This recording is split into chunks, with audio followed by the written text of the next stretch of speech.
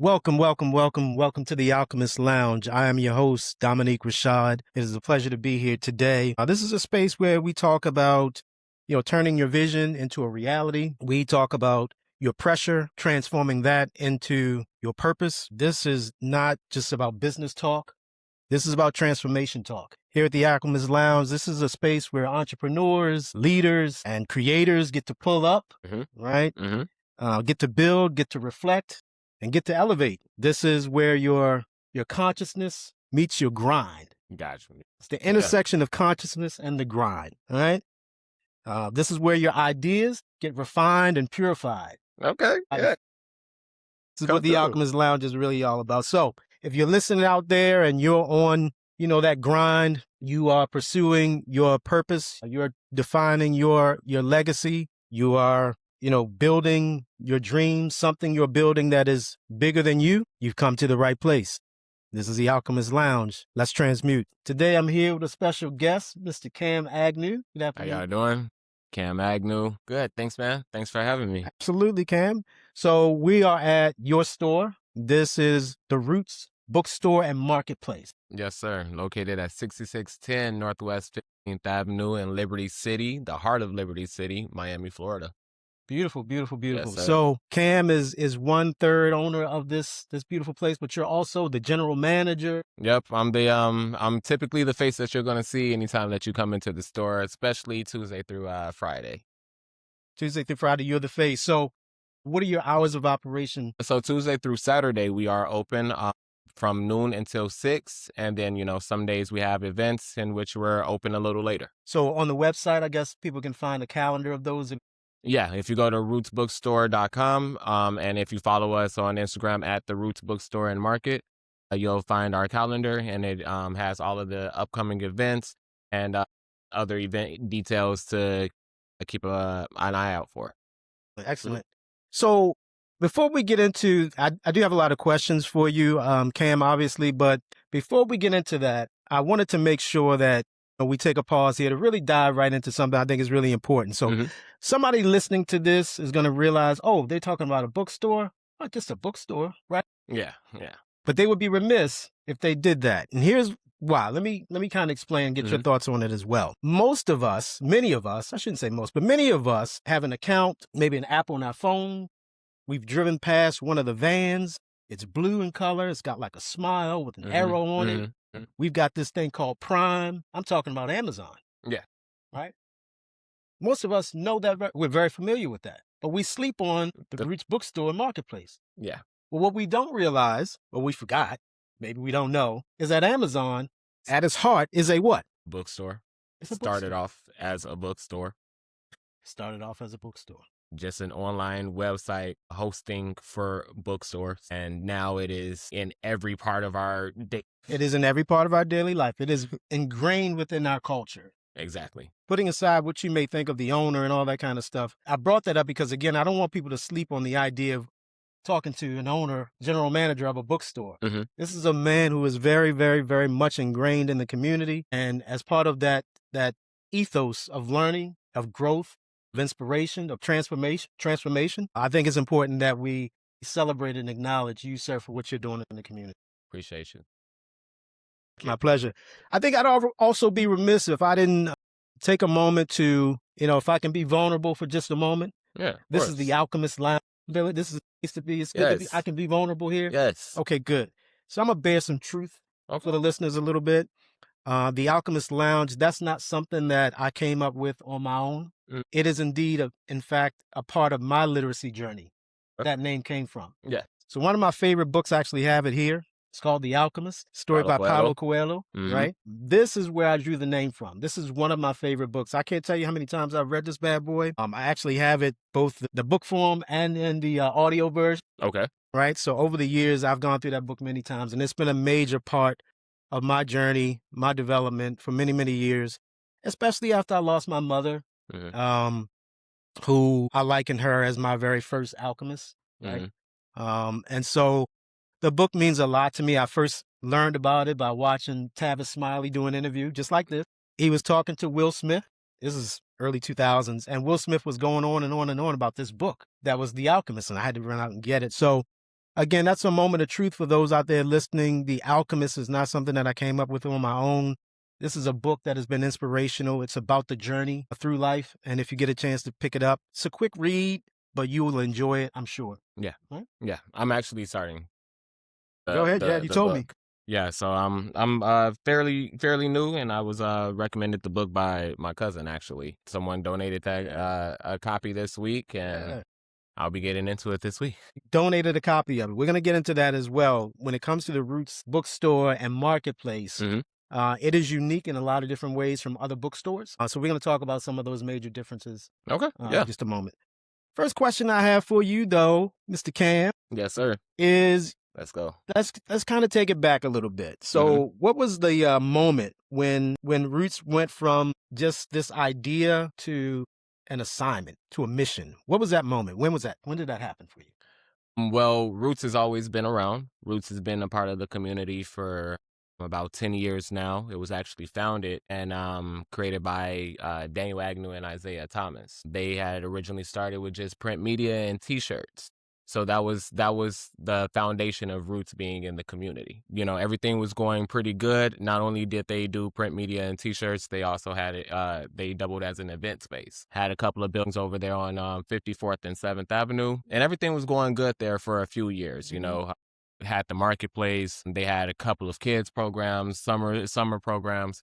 So, you know, definitely making their mark in the community and solidifying their place on 7th Avenue. Due to them not owning the building, capitalism and the landlord, of course, saw opportunity to make more money with somebody else and decided that they didn't want Roots to inhabit the buildings anymore. In that same time, this is a little hard, sorry.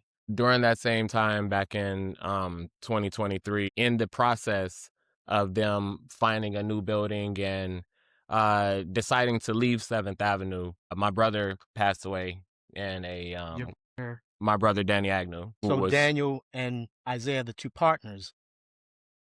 Daniel passed away. Is your brother? Yes, Daniel, my brother, passed away. And yeah, no worries. Just a few days short of the their last Juneteenth celebration that they were going to be hosting at the last location. Now, due to that, Daniel did want to have a bookstore. He was already talking to my father. Just a little background: my dad is known as a bookman in Chicago, so books have always books have always been an integral part of our life and growing up. So he was in conversation with my dad about having a bookstore, because that's one thing, that a dream that was unrecognized as being children. My dad always had a ton of books, but never a brick and mortar. Gotcha. So they were, you know, coming together to collaborate on having a bookstore, putting my dad's books into a brick and mortar, and just seeing that dream recognized. That was something that was cut short in his passing. And so still wanting to continue the mission of building Black and Black entrepreneurship and community, we decided to continue with Roots, but just make a small pivot and go full in on becoming a bookstore. So that was the moment that we decided. Yeah, I mean, thank you for sharing that. And again, sorry for your loss, but I think your brother would be honored and proud of the work that you've done. This is not just your work. So I mentioned you're 1/3. So yes. Daniel, Isaiah. So your brother who passed away. It was Daniel and Isaiah, the founders, or the co-founders of Roots. And as of now, it is still Isaiah who is still an owner. It is myself and my other brother, Philip. And then we have two other owners that are over Roots as well. They're just not part of the day-to-day. Excellent. Good. Keep it in the family. Keeping it in the family. Keeping it black. Keeping it black. Keeping it black. Roots. Yeah. Heavy. Right there. Yeah. Right there. Any connection at all to Roots, as in the story Roots? By Alex Haley? Since we're all about books. Connection there? It's we're not going to say it's a connection to the book itself. However, but like the book still pertains in a bigger picture. You know, we're all connected. It's only a few generations that really separate us. You know, what we are on the surface, what we look like on the surface may be one thing, but you know, underneath it all, we're still connected. You know, we're all still one, but we're still one people. We're all still connected.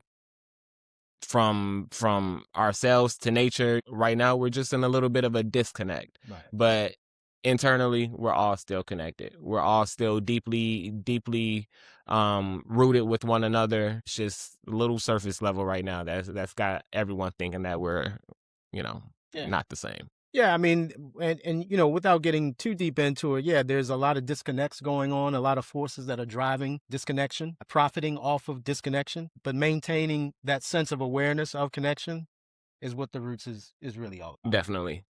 Roots is really all about. Speaking of Roots, we are here in Miami, Liberty City to be exact. Miami. Exactly. But neither of us, neither you nor I, are from Miami. We are not from Miami at all. We are transplants. Transplants.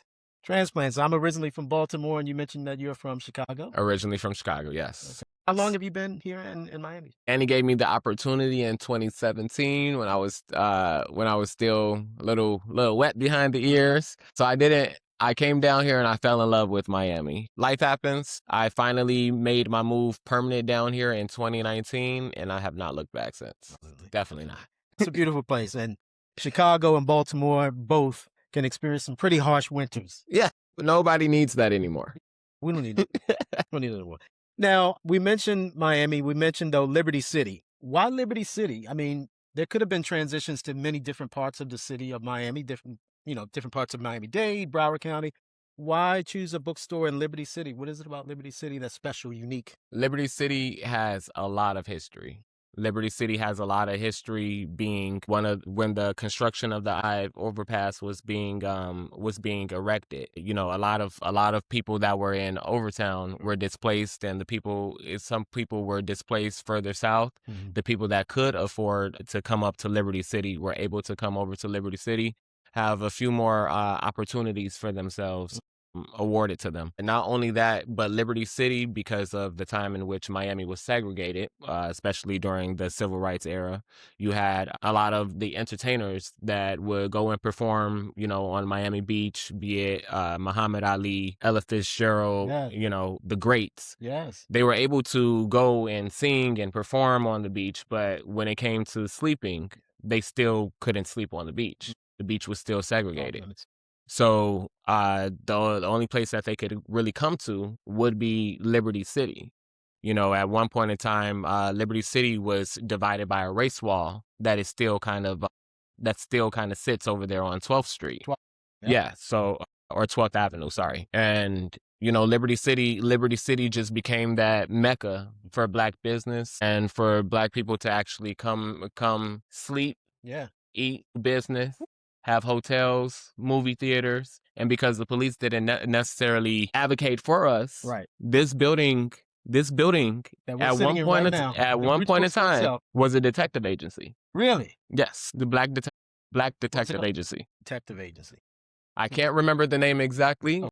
We did have at one point a book about the whole development and everything that the city had given us. But yeah, it has historical bones, and we thought what better way to bring back or take back the block than to coming back on 15th, because between 15th and 18th, which is Broadway, that's like all of the heart of Liberty City. That all of the entertainment pretty much was. Yeah. So it's entertainment, it's culture, intellectualism, all of that is right here in Liberty.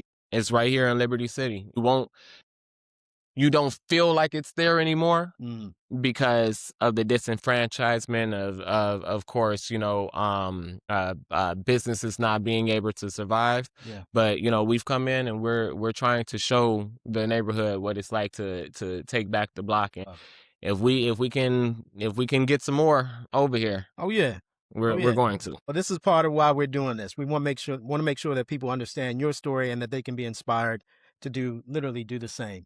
So this building that we're sitting in right now, the former detective agency. Yes. Right. You had that issue with the other building where the owners of that building kind of, for capitalistic reasons, wanted to get you out of there. When you made the decision to get this building, you approached it a little bit differently. You're not a tenant. Yeah, we're not tenants. Thanks to the Miami Foundation, we own this building. Beautiful. We own this building, and we don't have to worry about someone coming in and pricing us out or telling us that we don't need to be here or we're not serving our purpose. Absolutely. I love it. So it's very intentional that you're here. There's a lot going on either side of this building. You'll find other businesses, churches as well. I do notice that there are a lot of buildings residential buildings that look really new. Yeah. So what's happening? What's going on there in terms of the community right outside of this door in Liberty City now? So the former projects known as the Pork and Beans is now, well, actually, as of a couple of days ago now, it's completely leveled now. Wow. So the new buildings and the new developments in which you're speaking of, this is now right outside of this window. Yeah, this is the redevelopment of Liberty City. It's called Liberty Square. Liberty Square now. But of course, as we know, when projects are redeveloped, the buildings are taken away. People are promised that they'll be able to come in once the buildings are back up to code and they're back nice, and it's never like that.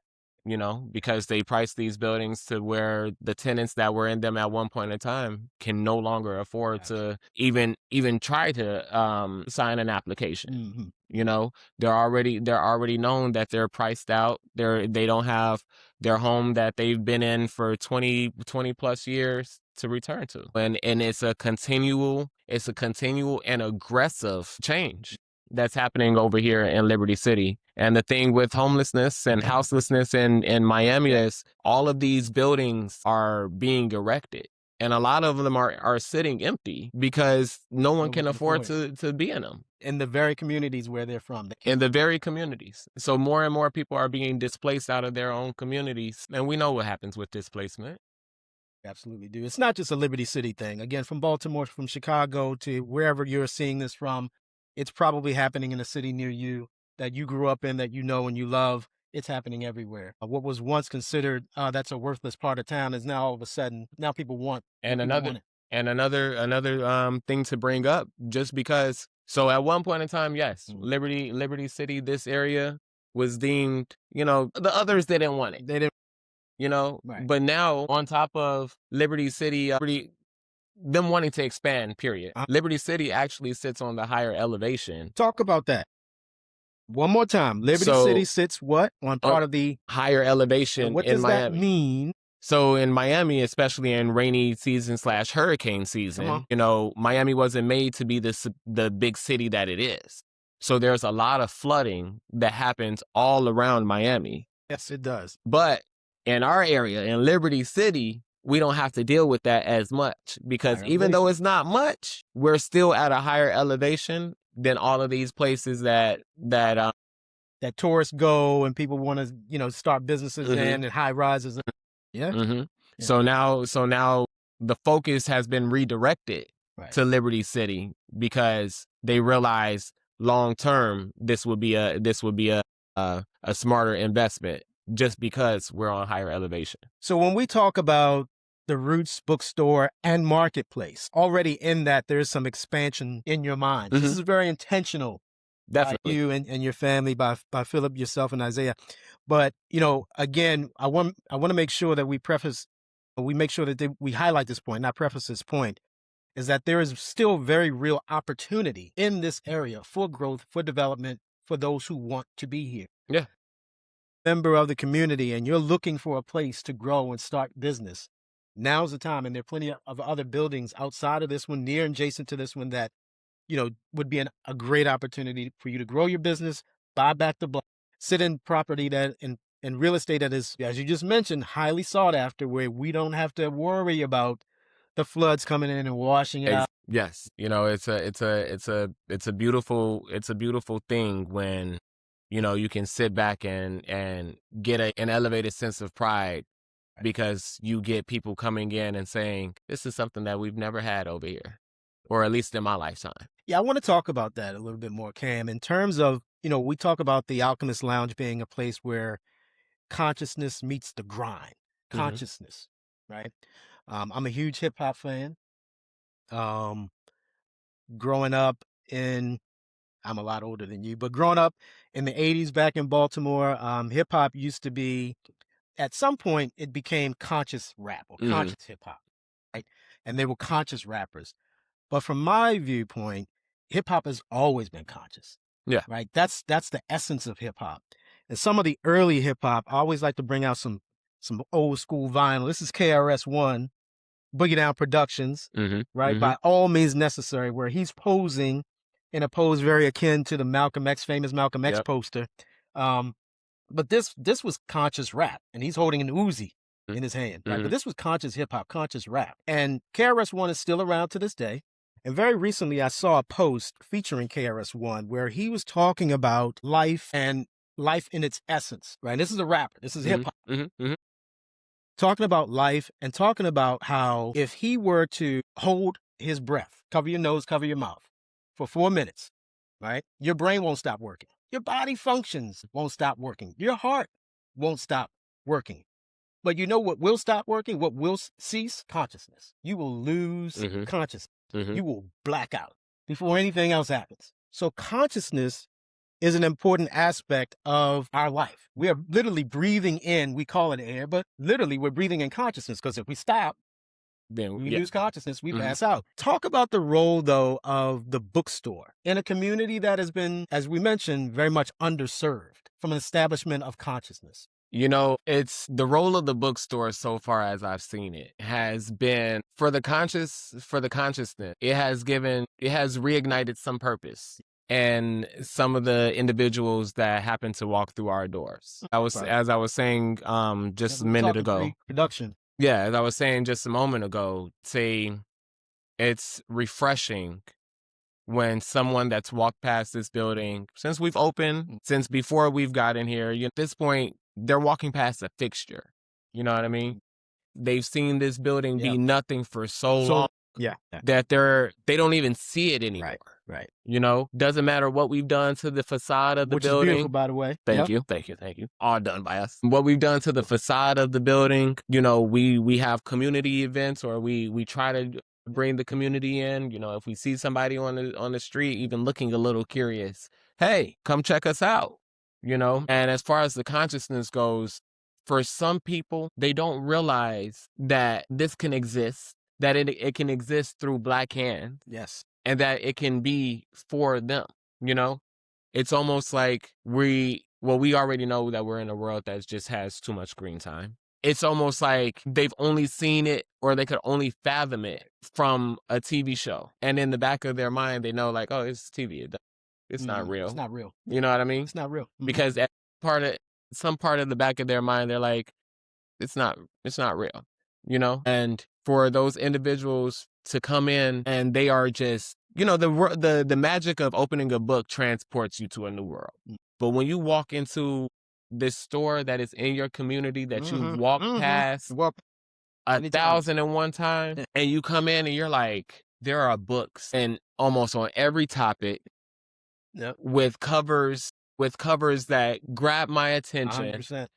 Things in which I may not have even known I had a inkling of a fascination for. I'm getting all of that with just walking in the store. And then the consciousness that comes in when we have a few kids, but there's one kid specifically. He just found out about us about in the last month. Okay. He drags his mother here every day, sometimes 2 and 3 and 4 times a day. He's about 10, 11 years old. And you see his mind start to run because he's around conversations that are stimulating. Wow. He's not around, he has an outlet. He has a place to come where he's not being treated, or he's not being talked to as if he's not able to understand the world that is happening around him. Some people think children are stupid. Yeah. No. He's a very intuitive kid. Right. He's very inquisitive. And he's a very polite kid. And it's just like, I am more than happy to be able to provide this space for him to realize that there is a world bigger than the neighborhood that he's only been able to see and the things that he's only been able to be exposed to. Cam, I love it.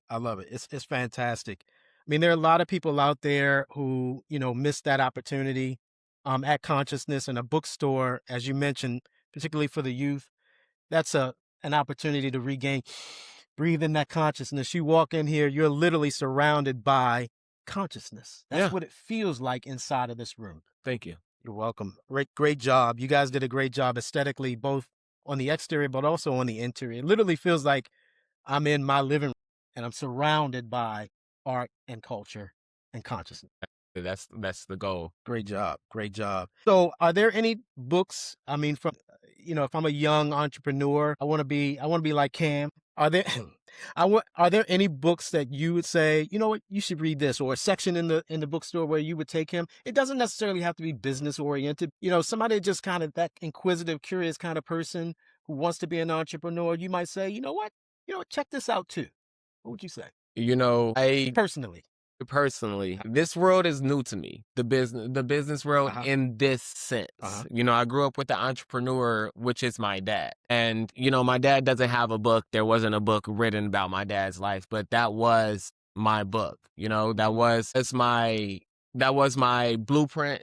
That was everything for me in that conventional sense of like where I would go for inspiration or how it would help me be a better leader. Yeah. In that sense. I don't think that I have anything that I can recommend in store just because I don't go that way specifically. Helped you, things that have inspired you, books in particular. I think one of the things you were talking to me about is some of the kind of fantasy, fictional books. One of them is called, I can't remember the name of it. John books, not necessarily entrepreneurial in their fiction, but I know that those are favorites of yours. Yeah, I don't know why we were definitely talking about this earlier. Right.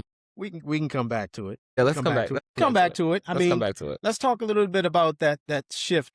You mentioned the little boy, but have you seen any others besides him who, when they come in, they touch a book or they feel a book or they're going through something, and you can see or sense a shift? Yeah.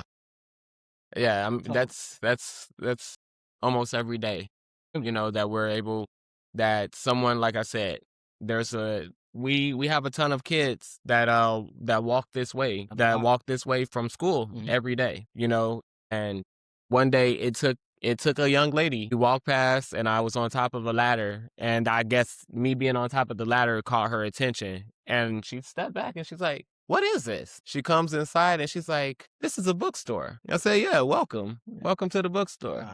She's like, "It's a bookstore." Yeah. I'm like, "Yeah. Yeah. In my neighborhood. Yeah." On my way to school. She's like, "Okay." She's like, "This is really, really nice." Right. I'm like, "Well, yeah, it's a bookstore. It's just like any other bookstore. I'm just making small talk." Cam. Yeah, it's like any other bookstore. Yeah. She's like, "I've never been in a bookstore." I said, Say that one more time. She said, "I've never been in a bookstore." Never been in a bookstore. I said, "Well, it's just like a library, except for, we don't have a checkout system yet, but you're able to buy books, and, we buy in, we're a new and used bookstore." New and used. So we're here. And, I'm like, take a look around, and it wasn't that she was dressed inappropriately or anything, but as she's taking a look and as she's sizing the store up, she has a moment where I kind of see her, pull her little sleeves like this, and she kind of close, like I see her kind of shrink a little bit. But in the same instance of her shrinking, she's like, "This is so crazy. She's like, "The only reason why we go to the library is to use the computers for the internet. Maybe because I got to print something for school. Maybe even, rent a DVD or a video game for my little siblings or so." She's like, "But to go in for reading, no." And as she's sitting here and she's looking at the book, she says, "I really feel like," and she's still, for whatever reason, she's shrinking herself. Yeah. And she's like, "I feel like I can be a lady in here." And it caught me off guard. It caught me off guard because I'm on top of a ladder. Yeah. And she says, "I feel like I can be a lady in here." So that lets me know that she's not had too many opportunities. Yes. Or not been to too many places to where it makes her feel like a lady. Where she had exactly. That's powerful, Cam. I mean, that is really, really powerful. That's life-changing stuff. I mean, when I was here the first time, I saw you guys on a news program, brief, and again I had to run over and check the place out. And when I did, I can remember your brother Phil Philip, talking to a group of artists, right? They were touring and they decided to come by, and he was talking to this group, and he was explaining, and I may get the story wrong. So if you, I think you were in the other section doing some work. He mentioned that he's had people come by and say, and he's invited them in, and they've said things like, "Well, I would, but I'm not really dressed. I'm not really dressed to come in." Why do you think people feel like? I mean, you mentioned the young lady, kind of, Mhm. Why do you think people feel that way coming into the bookstore? That they have to put on something, they've got to get right before they come in. What is that? I think, and this is just speaking to what this neighborhood used to be and where it is now, as far as the type of neighborhood that it was. As we opened, I was speaking about how the '60s, how in the civil rights era, you had this being a black mecca of business, of entertainment, of resource, of housing. This was a black mecca. A lot of people that saw this area in its heyday has not seen it as even in the shadow of its heyday. So since that last time of black excellence over, it's just been a steady decline. It's been a steady decline to where some of the individuals that are still in the neighborhood, that grew up during that decline, they haven't had anything over here to necessarily offer a reason to get dressed or a reason to look overly presentable. If I'm going out of my house and I'm just going to this corner store, Whatever. that's not necessarily serving too much of anything, Right. what am I putting on clothes for? Right. And then to come into this space where, it's shiny, it's, everything is new, it can be intimidating. It's a little intimidating. And unfortunately, even when I was a child growing up, reading was a daunting task for a lot of people. You had kids in my own grade that couldn't read our grade level. You had parents that, as you got older, saw that they did the absolute most to try to not to read something. It's a very sad fact, but it's a very sad reality to a lot of people. Books are daunting. Reading is a skill that they haven't mastered. Being promoted. It's not. So when we're growing up, all kids care about being cool, but us we have a way of diminishing. Oh yeah, no, someone trying to be better. Right. So it's very easy for someone to be like, "Oh, I'm not a reader. I play basketball." Yeah, no, look, Cam, I can attest to it. I was one of the kids in my neighborhood that was quote unquote smart. I was book smart and street smart, but it was, I had to navigate, and you have to move a little bit differently when you like books, right? Because you could be seen as uncool, and now you got to shoot somebody a fair one just to. No, but I think it's interesting, that person felt the need to be dressed a certain way in order to come into the bookstore. It kind of, in a way, it's not just that it's intimidating.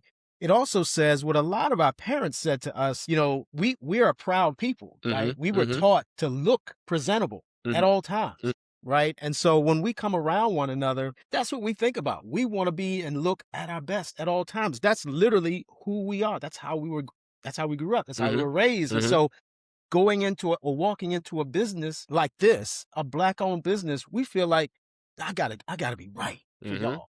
And I ain't mad at whoever said that.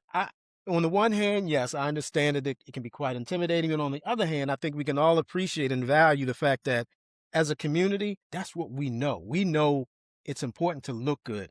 I walk around this building and the place is clean.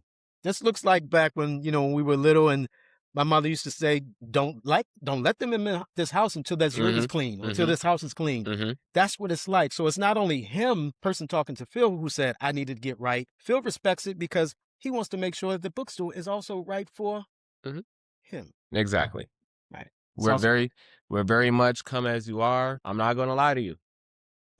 Tuesday through Friday. Look, the bookstore is my home as well. You know what I mean? Okay. I wanted to feel homely when you get in And it here. does. It really does. Now, because of the community I serve, I hear that a lot more than Phil does. You know, Phil is here, but I'm here every day. Yeah. You know, Tuesday through Friday, you might come in here and you might see me with my bonnet on. Bonnet. Okay. Now, Bonnet game strong. there's a lot of opinions about the bonnet and everything. And look, it depends. Okay. However, but my purpose in wearing the bonnet here is to disarm the neighborhood in which I serve. You want everybody to feel. You know, 90% of the time, you look at somebody's head, they're going to have a bonnet on over here. And I don't want you wearing a bonnet to be the reason why you don't step in here. I'm in. Come on. And satiate your appetite for your imagination by grabbing a book. I don't want you to think that my hair is not done. I can't go in there and get a book. Come on in here, please. You know? Come on in here. Now, granted, we want you to be dressed. Feel good. You know? Feel good about yourself. But, whatever that takes. Whatever that feels like. If your hesitation is because you got on a bonnet and your hair ain't done, that ain't no reason for you not to stop in the Roots Bookstore. Okay. Because guess what? My hair ain't done and I got on this do-rag right now. I ain't even got no hair, so I'm come as you are. Okay. We just ask that you respect, you respect yourself. Understood. Man, I wanted to ask you, we kind of live in, dare I say, a scroll culture. We're on our phones nonstop. A lot of our books and things that we read, the news that we get, how we consume everything is on our phones. Is there still, therefore, a role with all of that? Is there still a role of the bookstore? And if so, what's the role of the bookstore in terms of a culture now that's 30 seconds and you're done? What's the role of the bookstore still? We're still a communal space. A communal space. We're still a communal space. One thing that Miami is lacking is just a place where black people can just go and exist without nothing necessarily being required of them. Just a place where you can come and exist. It's something. You don't have to pressure people when they walk in the door to buy anything. You're not hovering over them. No, do that aggressive helicopter customer service. That's not customer service. That is harassment. Talk about it. You get to come in. I welcome you into the space. I let you walk around 5 or 10 minutes to get a feel for the space, to let it heal you in whatever way you need to be healed, because you don't know how healing walking in can be, from the smell, the atmosphere, to even you picking up a book that may be nostalgic for you. You're getting healed being in this place in some capacity. All the damage of scrolling. Exactly. And when you come in, we have events. We have events. We have community-oriented events. We have resources. We want everyone to unplug, and not just unplug. Like, oh, I'm just gonna not turn my phone on today. No, we want you to be able to unplug. We want you to be able to have human interaction. Human interactions, and you having a physical book does so much for your humanity than just staring at a screen that's constantly showing you things that you don't. Your soul isn't. It really just brain rot. Talk to me a little bit about, business a little bit. Now, I know you're a partner. You mentioned Isaiah and Phil and some of the others who are partners in this. And I know that they have a role to play and you have a role to play as well. But personally, what do you think you've had to sort of unlearn, maybe about yourself and how you approach business now that you're in business? You're the general manager of a bookstore. What did you have to sort of unlearn about business and finance and money? Man. Okay. I thought, because I've always had a 9 to 5. I've always, not necessarily corporate, but I've always been in corporate America, And part of me being in corporate America was because I saw my dad being entrepreneurial. Right. When you're entrepreneurial, you have highs, lows, sometimes steady, And growing up, I just always wanted to know that it was going to be consistent. Yeah. So I always got into, I always said, I'll work for someone. Yeah. I didn't. You wanted that consistent. Yeah, I wanted that consistency without necessarily having to scratch my head on where it was coming from. So I thought I had it down. I'm like, oh, took my dad. I see what my dad did wrong, and I see what these companies are lacking. I could do this thing my own. Right. But then when I would get in that headspace, I'm anti-capitalist. I don't like when it comes to it. If I do something, I don't like having to charge my friend for it, or my family. You know, like everybody's already looking for the discount anyway. Sure. But I don't want to have to charge you. You know what I mean? And getting into business, you know, I've taken all of what I've learned and applied it to this business. Luckily, we are new and used. Luckily, the majority of these books have been donated. With them being donated, and with the community that we are in, and with us wanting people to pick up books, the great majority of these books are $4.99, $5.99, $6.99. They're priced where people can afford. Perfect. They're priced so people can afford them. I love it. If you're intimidated on coming in the store because of one thing, you can be intimidated by the price. You know, get that right away. Exactly. Like so one thing that I've unlearned is I'm not going to be able to do all this by myself. Okay. Because I'm definitely that person. Like I thought I knew enough from corporate America, mixed with my dad's entrepreneurial, mixed with, you know, my go-getter mentality. I thought I knew enough, and I just thought like I can do it all by myself. Can't do that. Me, I had to learn community behind business. I used to tell people I put the I in community. But now I see the bigger picture that it's not just I. Being part of a community, I had to learn in business helps you in your longevity more than just thinking that you're in business for yourself and that you're in business to make $1 at the end of the day. Yeah. Because you can make all the money, but if you didn't do anything for the community, if you didn't return anything to the community, what good is that? You know, that was one of my other questions that I was going to ask in terms of having a purpose or being purpose driven in business and being able to make a profit. How do you balance the two? Because you still got your integrity that you want to keep. Yeah. Right. So where's that how do you find that balance? I think you kind of shed some light on it there. That balance, it's a hard balance to find, but if you know that ultimately you're doing this for the betterment of someone, of a people, of someone, then it's just all in alignment. Right. You know, as far as keeping my integrity, I'm able to keep the integrity because, like I said, for 6 months we've been thriving off of donations. You know. So let's talk about that then, right? Donations. How does that work? So if I'm a listener to this podcast right now, and I got a bunch of books in my closet, living room, wherever, what do I need to do? How do I get them to you? So all you have to do, just it's as simple as you packing up those Pack books. them suckers up. Pack them up. You know, we take all donations. I'll filter through the donations as to what actually makes it on the shelf. But in any case, your books still get a second life with us.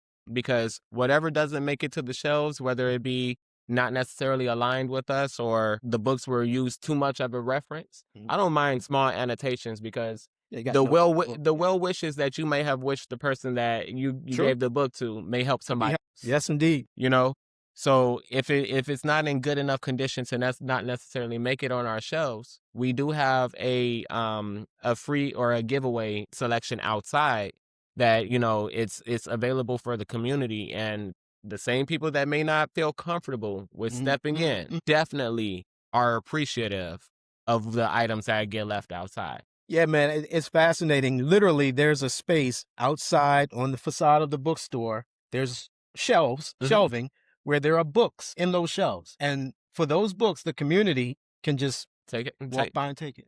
No price, no haggling, no questions asked, just here. A resource. Take that book. What a beautiful thing, man. It's a beautiful thing. I mean, I think you mentioned too something that I want to dig into and ask your opinion on. You mentioned certain books maybe not be in an alignment, I kind of, right, with, you know, what it is the bookstore is all about.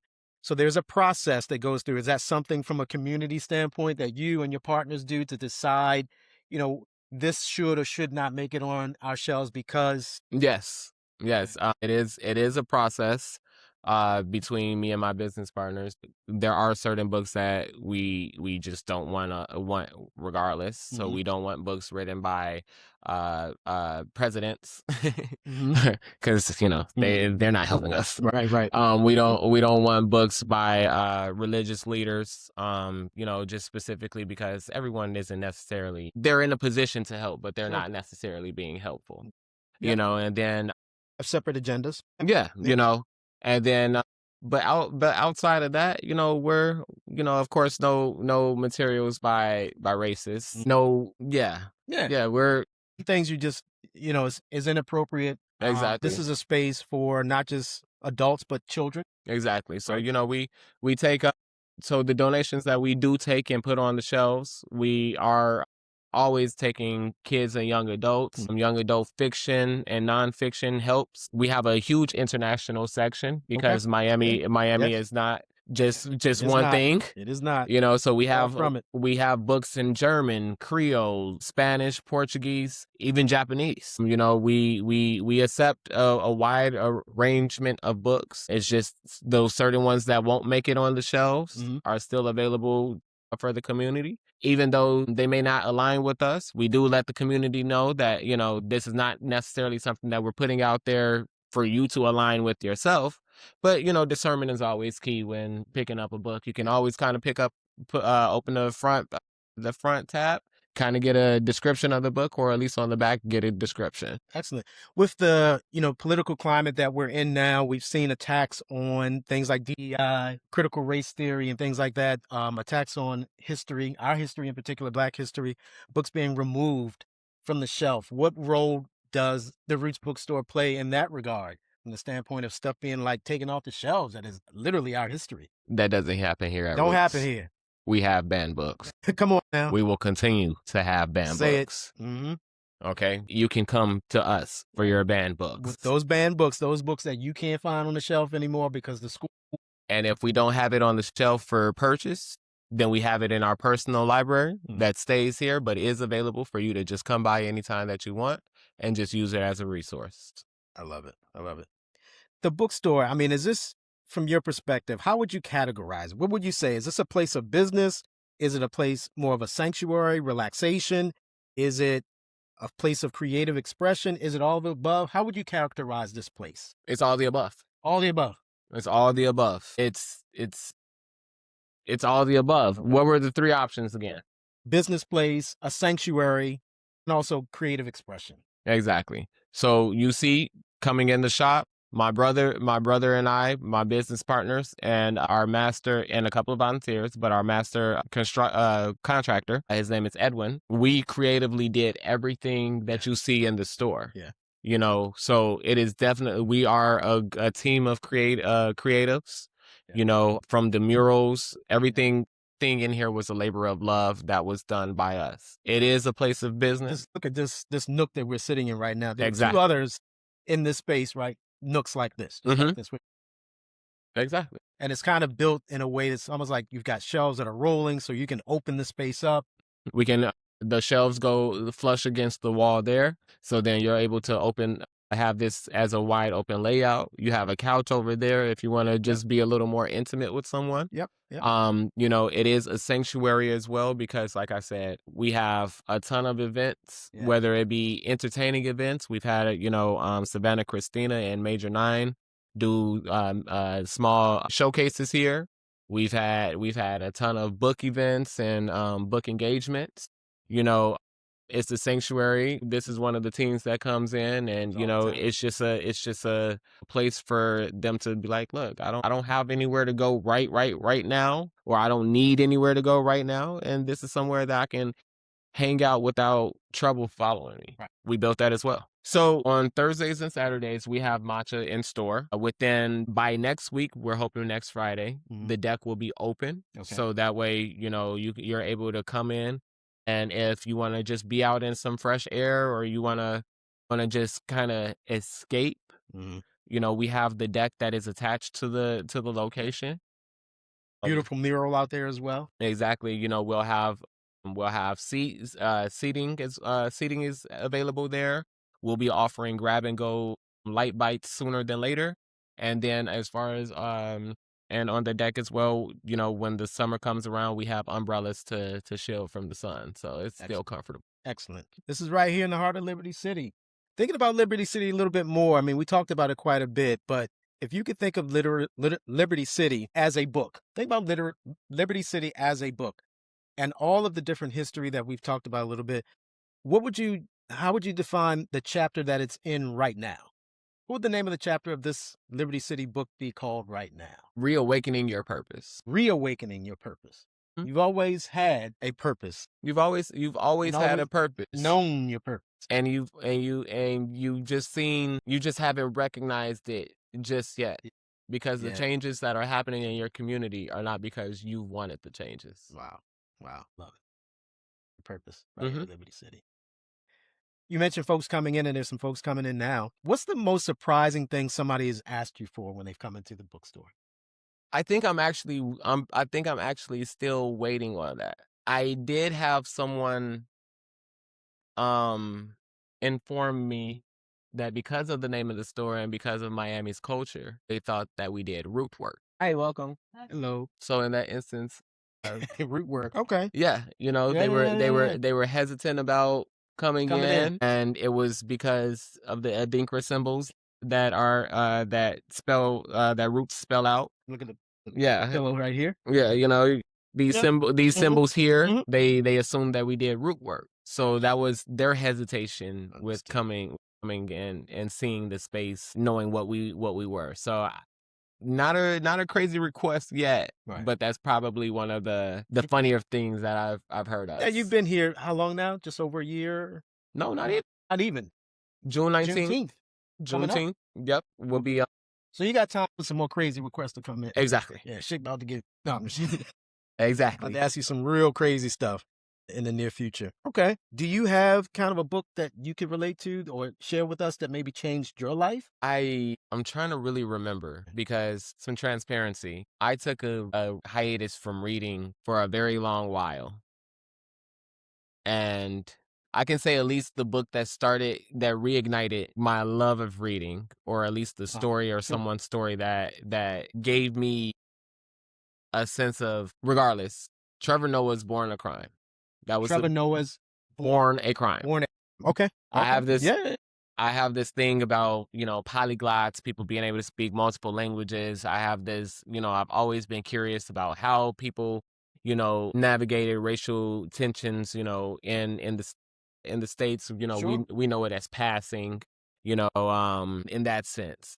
But for one, he's a fantastic storyteller. Really. He's a fantastic, but just reading the book and just understanding, like, he's literally he wasn't supposed to exist at that point in time in South Africa's apartheid and during that oppression, you know. So, you know what I mean? There are certain grudges and certain people that didn't allow me access that I still have to heal from. And reading how he navigated and how, you know, he kind of let it just roll off of him in the way that he seems like an overthinker that I am. Yeah. You know, it helped. It was kind of therapeutic in a sense. Absolutely. And I'm not going to lie to you, as somebody that took a reading hiatus for quite a few years, and I was like, man, because I attempted to read a couple of books that just weren't matching my interests. And I would actually be about 2 pages in, and I find myself like dozing off. I'm like, whoa, I am not this type of person. That's not where it's at for you then. Yeah. And Trevor Noah's book I read in probably a day. See.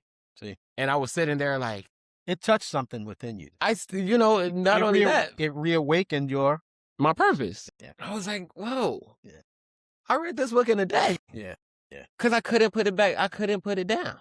And I can't tell you the last book that, like, you know, prior to that, like, yes. It's a beautiful thing. I mean, I think a lot of us have that situation where we put the book down, we put books down, and we go through life, and then for whatever reason, we're drawn back. And when we finally get a chance to sit back down again, something clicks. Exactly. We've reawakened that consciousness, that human spirit. Again, books do that for you that scrolling just can't do. Exactly. You really do need to get back to that. If the bookstore had a soundtrack, if the Roots Bookstore and Marketplace had a soundtrack, who'd be playing on that soundtrack? All right. I love music. So more recently, Wale's newest album. Wale's newest album has been played on Wale's been on repeat on at least after 4 o'clock every day. Okay. At least after 4 o'clock. Now, I'm an easy listening type of guy. Okay. You know, I get overstimulated with too many beats and sounds when I'm trying to focus or when I'm reading. So typically when I'm in here, it's always some smooth R&B. You're going to come in and you're going to hear some Celeste, some Sade, Yeah. some Cleo Soul, some D'Angelo, some Okay. Jill Scott. Come on now. You know, you're going to feel all the feels. All the feels. So, you know, for people of my generation That's the vibe. and this next generation's cleaning music, you know, you come in here and it's also a sense of nostalgia even in that. And you start singing along to the radio and you just like... One last question for you, Cam. Yes, sir. In the future, a year from now, 2 years, 5 years, 10 years, what do you want people to say about the Roots Bookstore at Marketplace? What do you hope they will say in the future about the bookstore? Crazily enough, and I hope it's the same reception. It's a few gentlemen, but DC Clark name just rings in my head all the time. These gentlemen own the African American bookstore that used to be on 7th Avenue up to probably about 20-ish years or so ago. I may be wrong on the exact date, but they came in here because they heard about us, to give us accolades. Yeah. You know, it was kind of like a passing of the torch type of moment. You know, it was great reception. And in that same moment that those gentlemen were in the store, someone was walking down the street, peeked in, "That's a bookstore." Right. And we're like, "Yeah." And she's like, "Wow." She was like, "I remember the first book my grandmother ever bought me from the store on 7th Avenue, from the African bookstore." And the gentlemen were sitting right there. And it was a full circle moment 100%. between the generation before us telling us like we're continuing their mission. We thought we were just continuing my brother's mission. Not at all. We're continuing their mission. And in the same moment that they're giving us their accolades, someone is coming in and giving them their flowers. Love it. And so if 10, 20 summers go down from now, you know, we happen to have multiple locations and, you know, this is still the home or the headquarters. I want his kid. I want somebody that was touched to be able to come by and be like, "Oh, I started coming here when I was 10. And yeah, this is my granddaughter." I want that. I want longevity. I want that type of legacy where people know that like we weren't just here for a season. We were here and we made our imprint, and we've made a strong foothold for the next person to be able to step into and possibly even make it bigger. Make it bigger. Absolutely. You know, like that's all we want. It's been absolutely fantastic. Thank you, my friend. This has been wonderful. It's been a pleasure, man. Truly. This is awesome. And just like that, another session of the Alchemist Lounge is done. Listen, if this resonated with you, don't keep it to yourself. Share the story about the Roots Bookstore and Marketplace with your friends, your family members. Come on by, reach out to them on social media, on their website, and, you know, get some books. And for those of you who are listening, keep in mind, always remember that this is the Alchemist Lounge. Alchemy is not about magic. Alchemy is not magic. Alchemy is intentional. Alchemy is purpose-built. Alchemy is about reigniting your passion. Whatever you're doing, keep that focus in mind. Keep grinding, right? Stay on that grind. Trust the process. Trust your vision. Trust that voice inside of you. Listen to it and continue to build. Again, this has been the Alchemist Lounge. It's my distinct honor and privilege to be with you today. Again, Cam Agnew and the team here. Come on by, check us out. This is the Alchemist Lounge. Let's continue to transmute. Pleasure to talk to y'all. Peace.